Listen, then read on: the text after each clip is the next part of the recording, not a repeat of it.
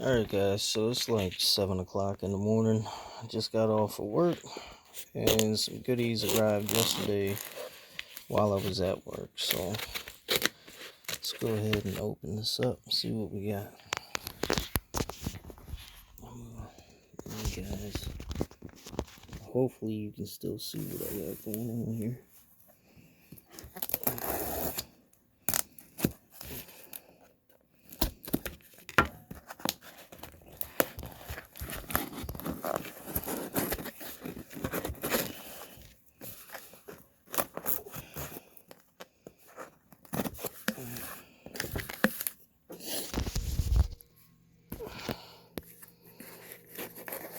Alright, fresh from JBR, we have some new shifter cable bushings.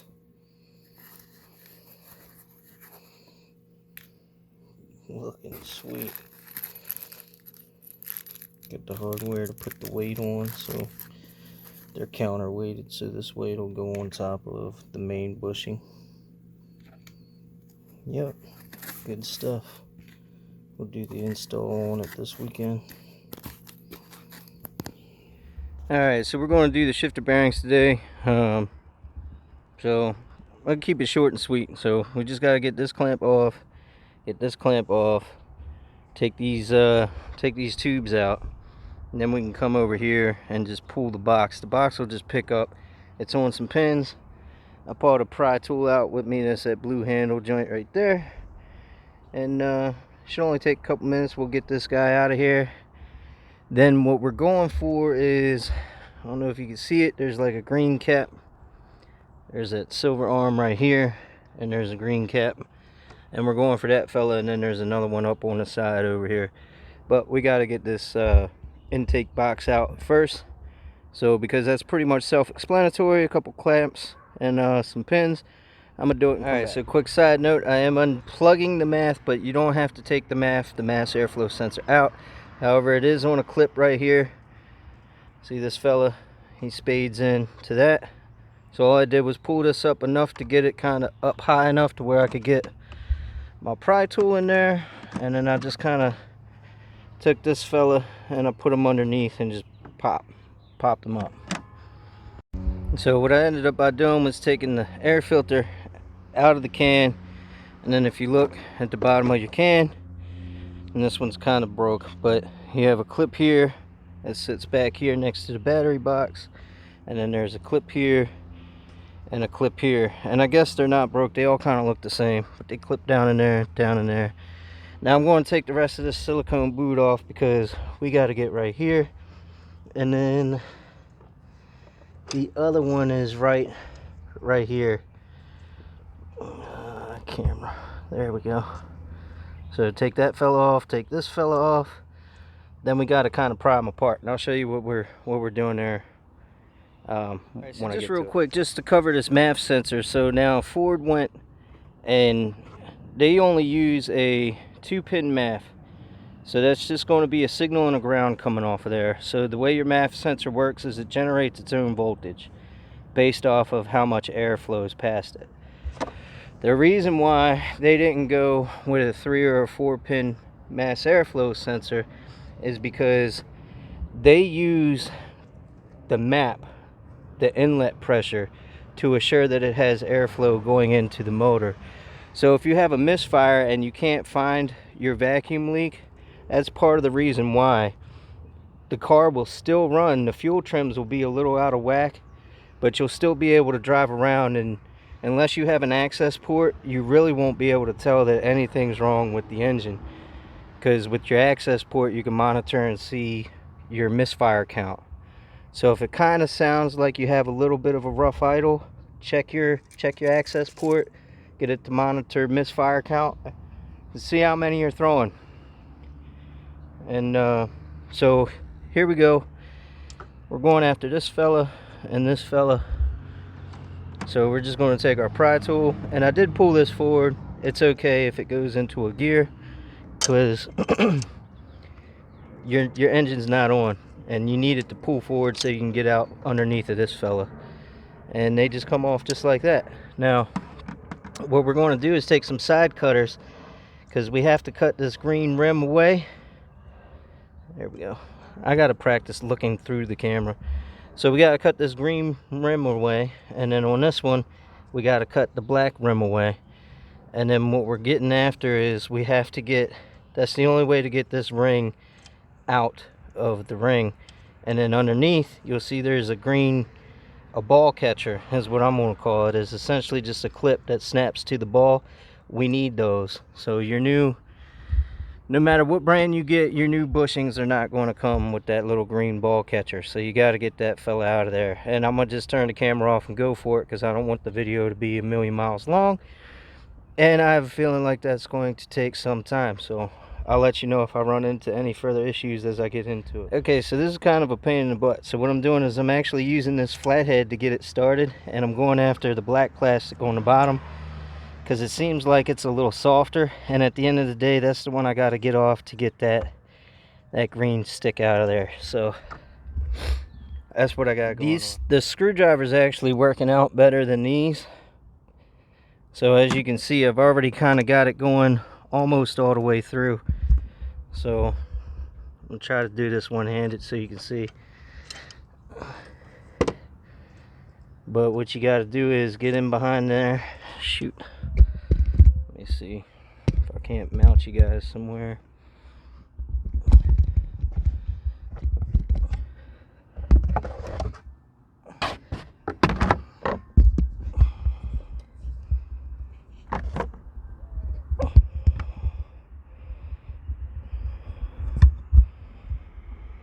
Alright, that looks good, right?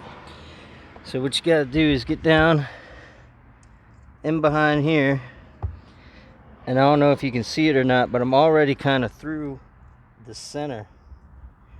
Like if I were to take a smaller screwdriver, I'm already kind of through there. So this really isn't as bad. See, it's already broken. It's really not as bad as some of the other videos that are out there. That it's not as bad as they make it out to be anyway. So then you just kind of keep working your way around, but be careful, because again, you need that green catcher in there. I don't want to keep calling it a ball catcher, but that's essentially all it is. It just catches this ball. So if you go after the plastic on the bottom of the ring, it's only going to take you a couple minutes. It goes real nice and easy. And as you can see, once you kind of get it started, it just flows, man. And that guy's out of there. So it's a really soft rubber in there on your bushing, so it's no wonder that your shifts feel really spongy. And I've actually missed the gear a couple times. So you got to get that fella out of there. So I am actually going to have to probably take my diagonal cutters and try to come down along the side, but you don't want to damage that green piece, because you need it. It has to catch the ball. Alright, I'm gonna pause it right here, and I'll come back when I got that figured out. And I don't know if you could see it now that I look. It looked like, so this fella right here, it looked like I had some focus issues, but you guys see what I'm getting at, and once I get it out, I'll show you in detail. So what I'm doing is I'm targeting the split. So if you look inside of here, this thing, oh no,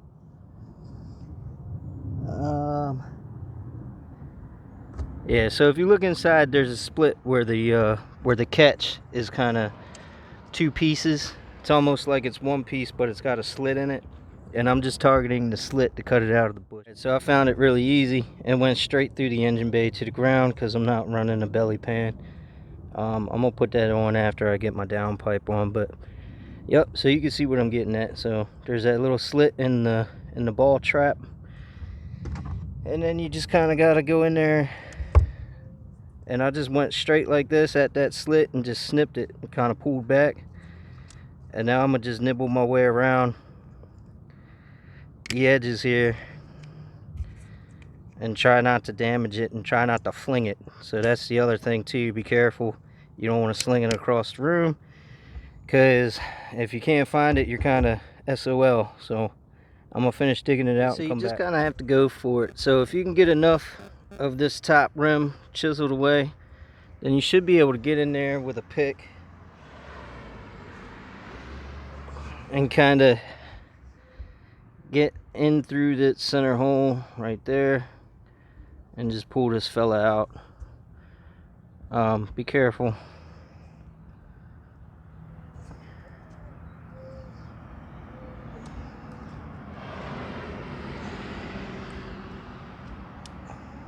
Alright, so here we go. So I'm going in on the back side of that slit and I'm just prying, and it's coming up. So you just want to make sure that you don't, again, you can't damage that because you need it. I'm going to try to get some more of this crust away.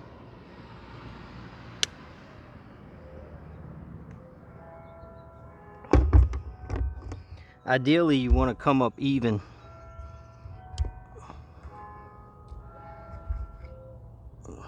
But it doesn't seem to want to come out. What a pain.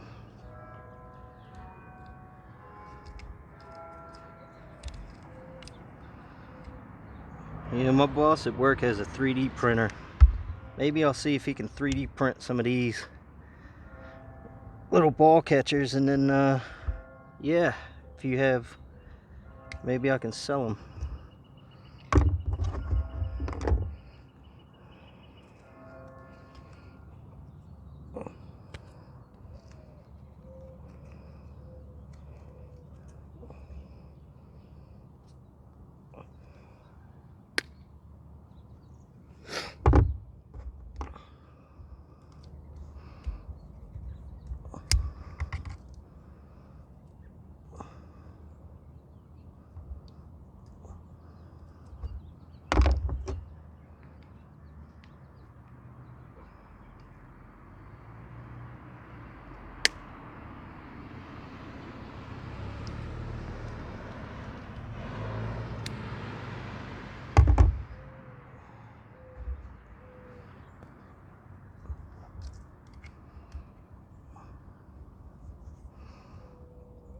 Oh yeah, see, here it comes. Oh no, don't break.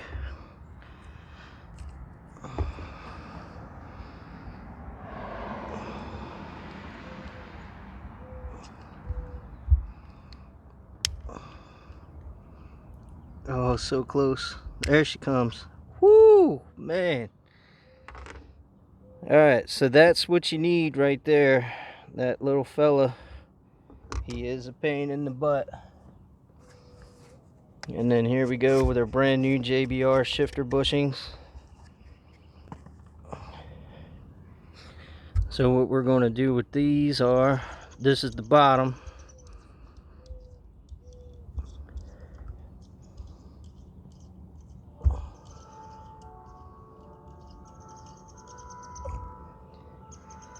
So this fella's got to go in the top with the open hole facing down. Well, it looks like we're going to have to put it in the bottom first because it's just too loose in the top. So put it in the bottom with the hole facing down. That's kind of sketch. And then we'll put it together like this. So hopefully you can see that. Oh, man.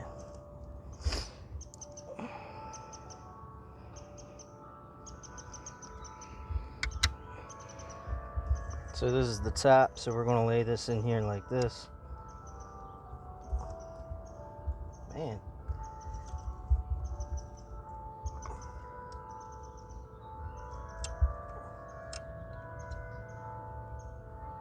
That's kind of a stiff fit.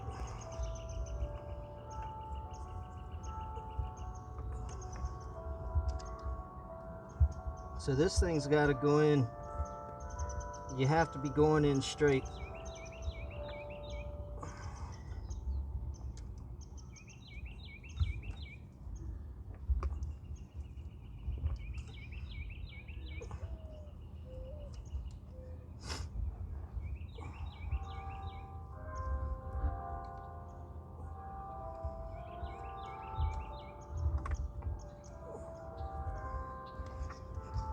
Alright, so I'm gonna pause and come back. Alright, so that one's on. And what a pain in the butt. So what I actually did was I switched them out. So this one seemed like it might have been just a smidge bigger than that one. And then what I did was I got it started and rested it on the shifter block, and then just took my screwdriver and pounded it down in there. And it'll go. Just try to make sure you're going in as even as possible when you do it. And then again, here's our bottom with our catcher. And just make sure that the catcher is in there and it's not coming out. So, and you can push it down to a point and then it's going to kind of snap on there. And that's it. And that's what she looks like when she's in. And then I'm also going to be adding the weight, so it comes with this counterweight. Should make the shifter feel a little more responsive. But we'll get it in there and see what's going on. I only have about 40,000 miles on my car, but it is, what, 4 years old almost. So eventually I'm going to have to do the bushings on the shifter cable bracket. Ooh. And this is a 10 millimeter, so I'm going to use the same wrench I used for my catch can if I could find it.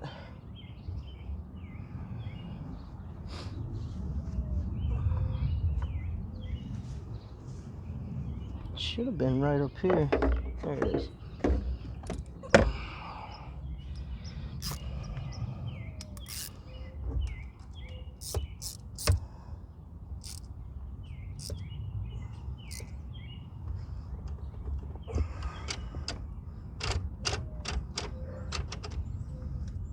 Alright, so now we got to try to do this fella. And he looks like he's going to be even more of a pain than the other guy. So, I wonder what gear that is. I think that's reverse. Alright, so I'm going to go ham on him, and I'm going to do the same thing. I'm going to just get behind the back plastic and pry until he pokes a hole through the center ring, and then just kind of keep chasing that center ring around until I can get the bushing out. And then I'll come back. Alright, so this one was infinitely more of a pain in the butt just because of its location, and this cable doesn't like to pull very far.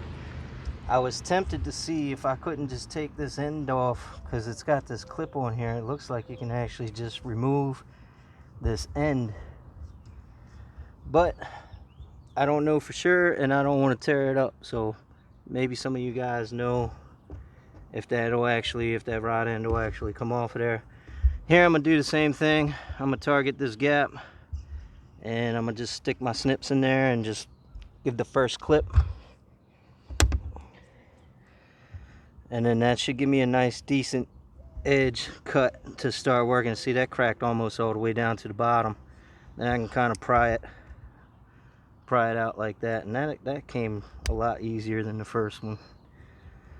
So this one's a little more brittle, maybe because it's closer to the train. No, I don't know.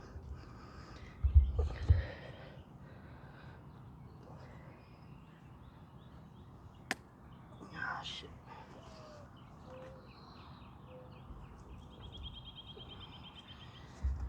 And you are going to drop these things, so just be aware. Go somewhere where you got plenty of room, open space on a floor or something, so that when this thing hits the ground, it's easily visible. I'm going to get that green ball catcher out of there, and then I will come back. Alright, so I got all the plastic chiseled off. I got my pick, and I'm going to just... And I'm in the grass, so that one's probably gone. I'm going to go find that, and I'll come back, but you see what we're getting at here. Alright, so I looked out, and that landed right in front of the front tire here. So, again, push it into the bottom first. That's going to be the bottom of your shifter.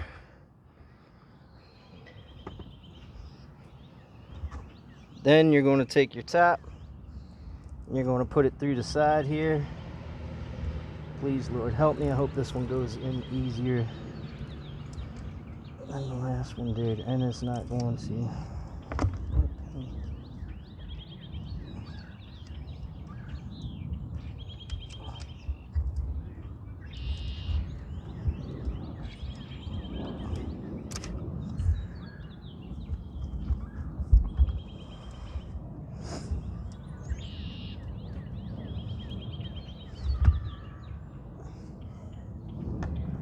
Alright, so I'm doing the same deal here. At least I'm going to try. I don't even think I can get to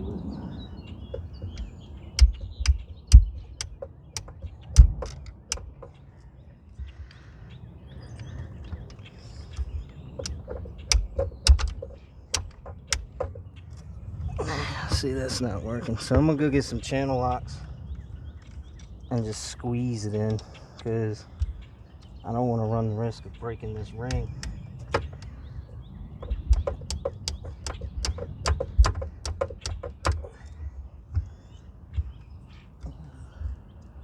It's getting better.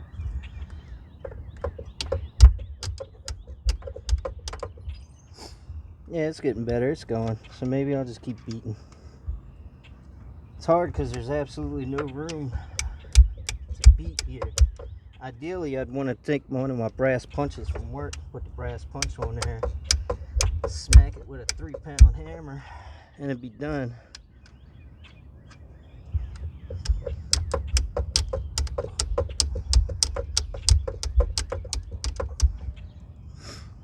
It shouldn't be that hard to get in there, but I guess you don't want your shifter linkage coming off while you're driving, so. Yep, almost.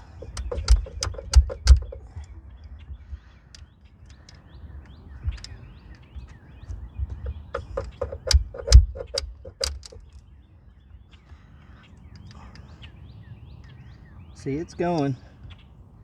I'm gonna just run and go get my channel locks real quick and squeeze it, and it should be done. So this is going to be the fatal flaw of these self-locking channel locks, is that once it meets resistance, it kind of stops squeezing.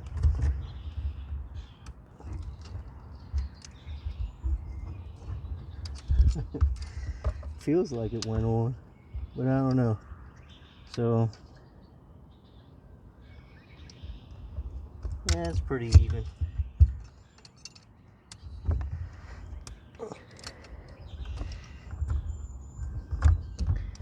Yep, there we go. That closed the gap up. So it actually worked, but again, if you have self-adjusting channel locks, they don't work good as kind of like a vice to close situation. So just be aware of that.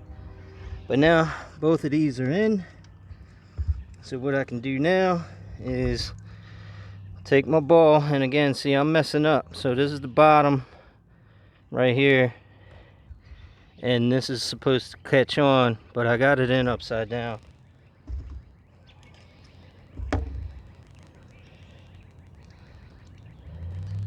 So it's going to go on like that, and it's probably going to be a pain in the butt.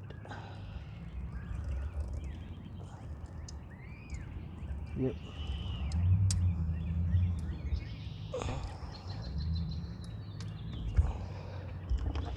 Guys, these pick tools are super clutch. If you don't have one, I suggest you get one. They sell really cheap trim tool kits on Amazon. That's where this one came from. I think the whole kit was like 30 bucks. It came with a bunch of trim removal tools, a couple extra like plastic push pins and clips and all that cool stuff. So, and then it came with all those picks. It came with a complete pick set. So if you don't know, now you know. Amazon for the win.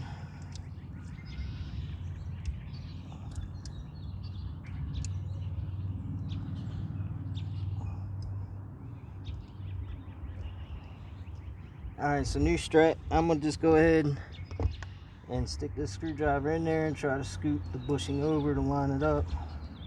Because right now I can't get the bottom, won't turn anymore.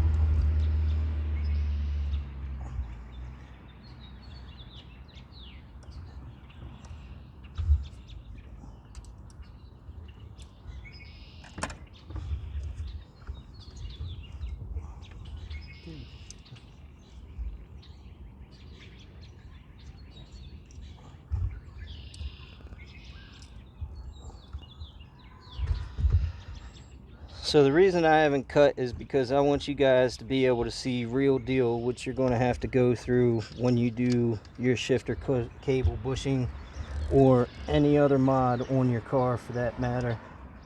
So my intake tube video was probably like 30-40 minutes long, but rightfully so. It was that much of a pain in the butt.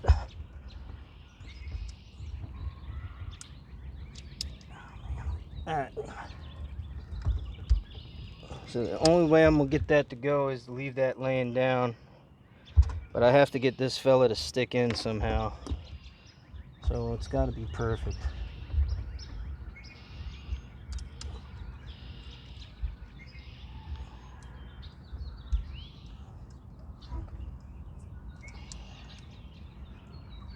So what I'm going to do again, I'm going to try using my pick to center the bushing while I tighten the outer ring, because I can't figure out why this outer ring is fighting me so bad.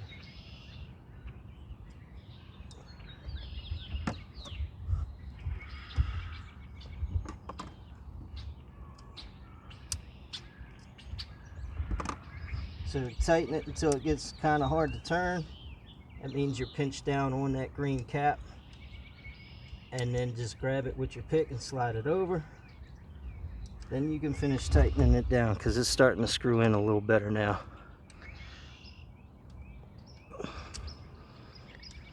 Yep, there we go. Man, what a pain.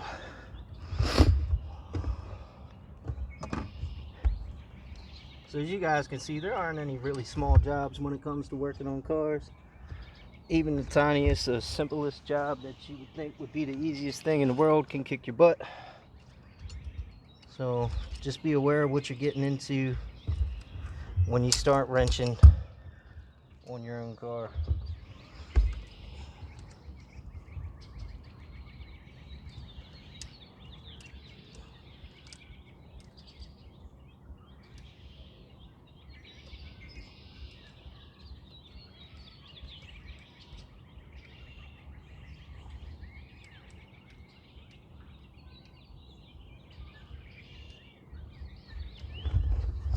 Alright, that might actually be good. No, it's still got a little ways to go.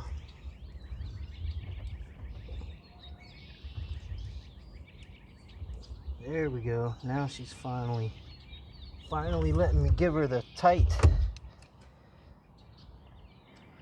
Give her the totini.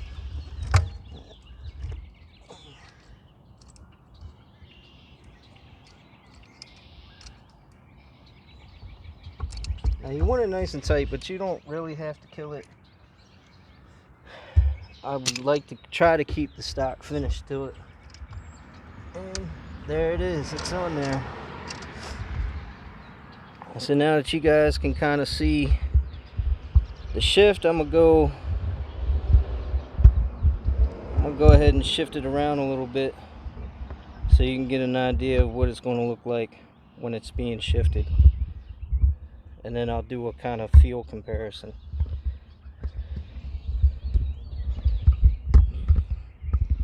If I can get y'all mounted up somewhere to see. There you go.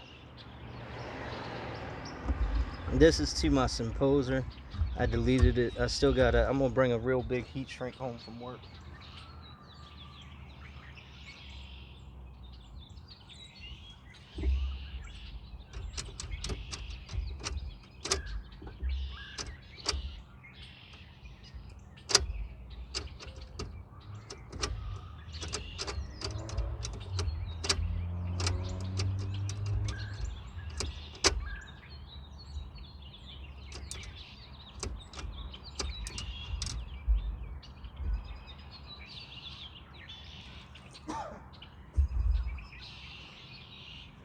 Okay, so that's pretty much it, and I'll come back and I'll do some in-car shifting. It's definitely, it's weird. I don't want to say it's notchier, but you can definitely feel it hit. It's like it hits a brick wall, and it almost feels a little bit shorter of a shift than it did with the stock bushings. I'm gonna do a little bit of cleaning while I'm in here, just because dirty, ew. And really all I'm going to use is soapy water and an old dirty microfiber. So that is literally all you need to clean your engine bay. You don't have to get fancy. Don't put any real abrasive soaps in there. I'm using Dawn dishwashing liquid. So get you guys up here, you can see what's going on. So soapy water, spray, spray, spray, wipe, wipe, wipe.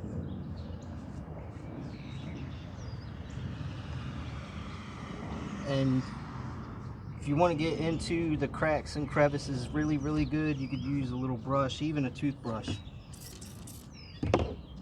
But just a couple squirts of soapy water, a little bit of situation. I'm sorry you guys just fell, but you can see what I got going on here. And yeah, it's partially wet, but it's mostly clean. So mostly clean, T.E.CH. You can see the difference, and you just have to keep going until you see the finish you want. All right, I'm gonna put the air box back in and we'll go for a drive. So inside the car, I don't know if it went away like immediately, like it felt notchier and like you were hitting a brick wall. I don't know if I just instantly got used to it, but like right now I can only notice it side to side. When I go into gear, it still kind of has a little forward smush in it, but when I first started doing it, it just felt like dead stop, like it locked in real nice. So like I say, maybe I just instantly got used to it, but that's pretty much it. Thanks for watching.